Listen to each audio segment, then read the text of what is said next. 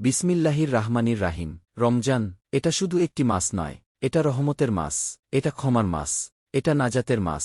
রমজান আমাদের জীবনে আসে এক নতুন সুযোগ নিয়ে, নিজেকে বদলে ফেলার সুযোগ, পাপ থেকে ফিরে আসার সুযোগ, আল্লাহর আরও কাছে চলে যাওয়ার সুযোগ। রাসূল সাল্লাল্লাহু আলাইহি ওয়াসাল্লাম বলেছেন, যে ব্যক্তি ঈমান ও সোয়াবের আশায় রমজানের রোজা রাখে, তার পূর্বের গুনাহসমূহ ক্ষমা করে দেওয়া হয়। রমজান আমাদের শেখায় ক্ষুধার কষ্ট কেমন, অভাবের অনুভূতি কেমন, আর ধৈর্য কত বড় একটি গুণ। এই মাসেই পবিত্র কুরআন নাজিল হয়েছে। এই মাসেই রয়েছে হাজার মাসের চেয়েও উত্তম একটি রাত, লাইলাতুল কদর। আল্লাহ বলেন, হে ঈমানদারগণ, তোমাদের উপর রোজা ফরজ করা হয়েছে, যাতে তোমরা মুত্তাকি হতে পারো। রমজান শুধু না খেয়ে থাকার নাম নয়, রমজান মানে চোখের হেফাজত, জিহবার হেফাজত, হৃদয়ের পরিশুদ্ধি। এই রমজান কি শুধু ইফতার আর সেহরির মধ্যেই সীমাবদ্ধ থাকবে, নাকি এই রমজান হবে আমাদের জীবনের মোড় ঘুরিয়ে দেওয়ার মাস?